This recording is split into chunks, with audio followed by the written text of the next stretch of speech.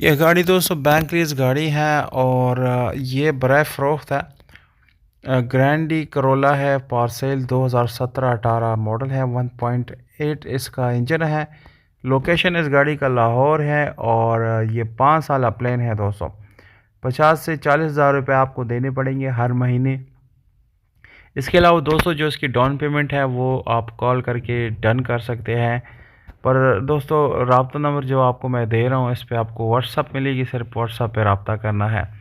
दोस्तों गाड़ी की लोकेशन और सारी डिटेल मैंने आपको बता दी। अगर आपको मज़ीद इस तरह की बैंक लीज गाड़ियाँ चाहिए तो उसका नाम जो है आप कमेंट सेक्शन में ज़रूर कमेंट करें, ताकि मैं मज़ीद इसके ऊपर काम कर सकूँ और आपकी मुतालिका गाड़ी आपको अपने शहरों के अंदर मिल सके।